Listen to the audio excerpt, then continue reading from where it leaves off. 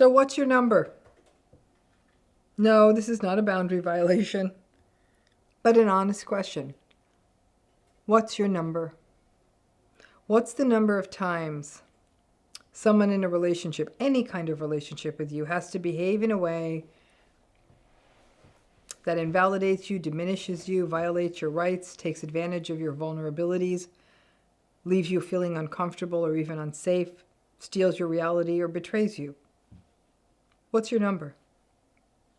It's not really a fair question. Many of us would like to think, ooh, I'd like to live in a world where I think that would just be one time, maybe 3 times max. But it's not true, and Lord knows I've had cases in my life where I think I was getting into the quadruple digits. Because it isn't that simple, is it?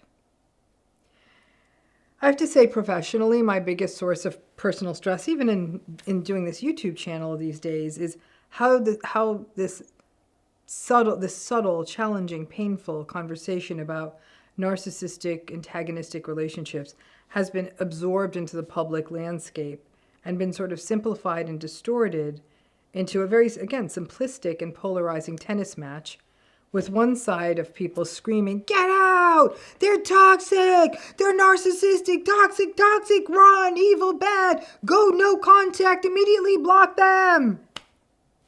And then there's the other side saying, oh, all these people talking about toxic relationships are just looking for an excuse to discard people who just have different opinions than them and are just fragile and can't handle adult relationships and just want to blow up marriages and family. Fucking hell. And today, as I think about this video, it's ironic. I was thinking about this and then I read this article. And that was not the right article to read to start my day. Because once again, I'm reminded of the impossible situation that survivors of these relationships are in. After enduring for years and years in these relationships and wondering what was wrong with you, and many of you actually getting sick, you research and you read and you finally get a template that helps you make sense of these unique relationships. And then people tell you that, oh, you're being petty and dismissive, and how dare you tear apart a family or marriage just because of your problems with being sensitive and your communication gaps and your inability to take the time to get to understand the other person's way of being. Listen, folks, you're empathic, and being empathic is fine, but expecting you to be another person's 24-hour-a-day trauma therapist while you're in a relationship with them, not so much.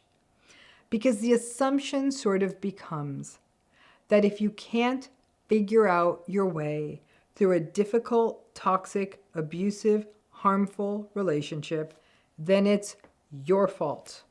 Because after all, if you listen to the average relationship guidance giving person out there, they love saying that relationships are a two-way street. Both of you are responsible. So if you can't figure it out without going to a place of disengagement or even frank no contact, well, then that's a you thing, which of course is not true. In general terms, the media, whatever the hell that means these days, but maybe what I mean more is like old school media, news agencies, that sort of thing. Old school media doesn't really believe in narcissistic relationships.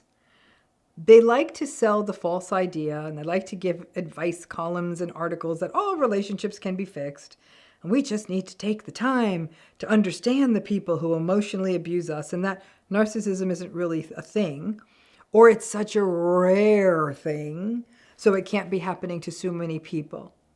It's a one-sided, traditionalist, frankly privileged stance that basically holds that there are obviously some people who get to go around the world breaking things, and we just have to understand them.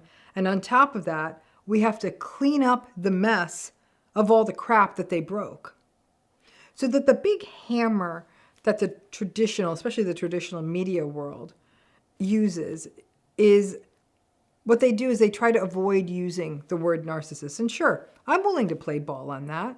We can use whatever word works to describe the person who will consistently engage in betrayal and deceit and projection and shame and denial and rationalization and invalidation and gaslighting and rage and silent treatments and hypersensitivity. The big hammer is that idea of, well, figure it out. Try and understand them. Don't label them. Maybe you didn't try hard enough. Not everyone is the same. You need to understand that maybe they're behaving so badly because they may be struggling too. So you did that. You did that. How long did you do it for? A year? 10 years? 50 years? 80 years? How long? What's your number? It's hard enough to be willing to identify these patterns when they're happening, because they happen with people that we love, that we want to stay close to, that we have children with, that we respect professionally, that we need professionally, and that we have histories with. They are the people where you had the ability to look through the bad behavior and find those little bits of good stuff and love it and hold on to it, even when it was bad for you. We want to work it out in many of these relationships, but the problem is that making it work is not about the narcissistic person's behavior changing, because that's probably not going to happen at a sufficient enough level. Making it work really is about us giving in to what that other person wants, silencing ourselves, carrying the shame and the blame, and the sense that we aren't doing enough, to keep showing up despite knowing it will be painful, to keep forgiving or forgetting or maybe even dissociating, because that's what this is about. And then there is another piece that all of this conventional wisdom about how to navigate these painfully toxic, yes, narcissistic relationships is about. These bits of conventional wisdom are often written or given by people who do have more power in society for whatever reason. And so these are people who are in a position where they can try and set boundaries or push back or fight back or be heard or access support. The less power you have in society, the more often you will probably get harmed, or the worse you'll get harmed by narcissistic abuse, because other people will be less likely to believe you. So when the book or the article or the TED Talk is given by a person who is a swanky professor at a swanky university, and that dude is telling me, there's no such thing as toxic, push back, stand my ground, set boundaries, be brave, I chuckle and I think, honey, if I lived in your world, I would. Most of us don't. Context matters. In one of the articles I read, one of the comments was from someone who was intimating that awareness of narcissism was a dangerous generational trend, and that the terrible people who use words like narcissist or toxic are people who would say that the people who you can't get along with or who are difficult, that you would write them off as irredeemable, and that the only thing that you can do is that you cut them off, and that all of us, we who use these terms like narcissistic, are coming to destroy all of their families and relationships. And I read that and I was like, wow, that there's someone out there like that, because that's the heartbreaking part of all of this. Most of us don't think that the narcissistic people close to us are irredeemable.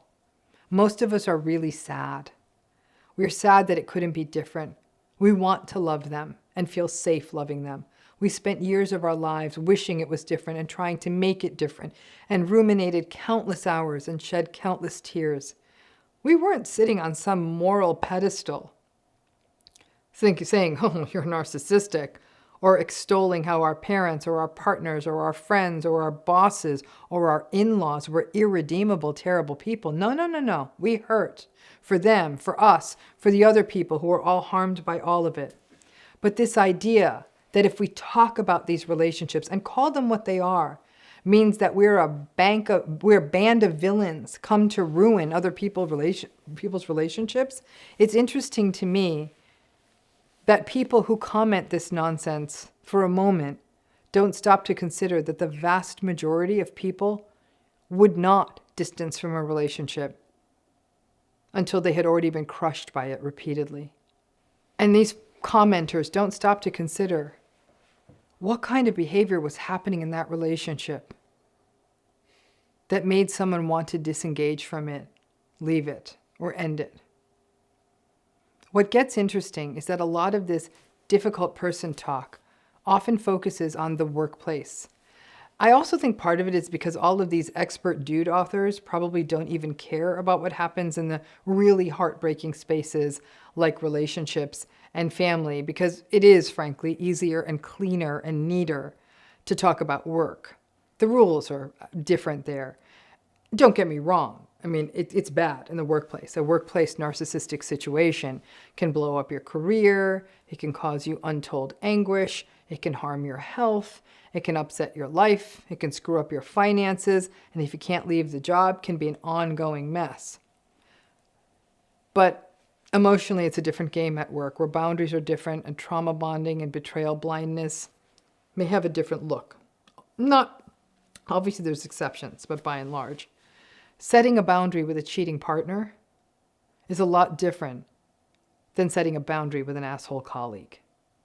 Is this a rant? Yeah, it's a rant. Because frankly, I'm so tired and so angry at seeing people who are so hurt, who just want to hold a loving space in their heart for someone who hurt them so badly, but recognize that the only way to survive in some of these cases is to see it clearly, as uncomfortable that it is, to disengage or to step away entirely, and then to double down. And then the media, people in the world double down and say that these painful decisions are a version of people taking the easier, sloppy way out. Please know that when you read this nonsense out there in the media, put it down. Every day I work with people who should know better and don't. So obviously a random commenter, that's even worse. But it's a daily fight for all of us, and it's a worthy one.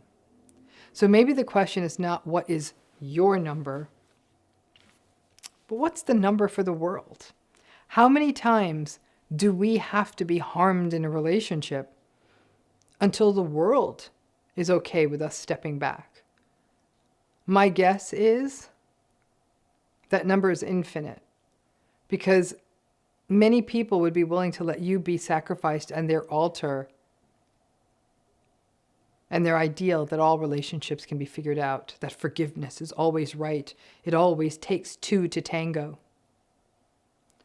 One of the hardest parts of healing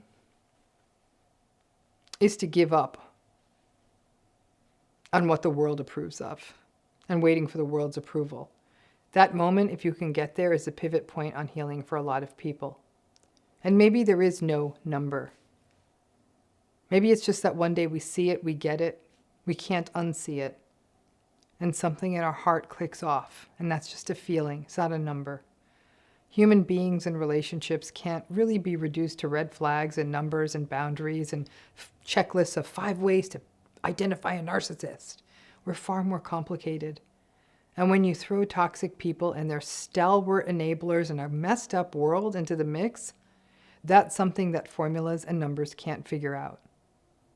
To learn what safety feels like, what a healthy relationship is, and to recognize that there is a true self in there in each of us that often had to get buried so we could feel pseudo-safe and loved in these unhealthy relationships we were in. Well, it's hard to do that work in adulthood, but it's possible, and that is the work. But maybe understanding it, and yes, I mean understanding, the dirty word of narcissistic, manipulative, one-sided, pathologically selfish relationships, that lens, that clarity can help you see it and heal sooner. The world will never be your cheerleader in this, so don't wait for it. You, and as part of healing, have to learn to become your own best advocate. Stop reading the comments, too. Thanks again.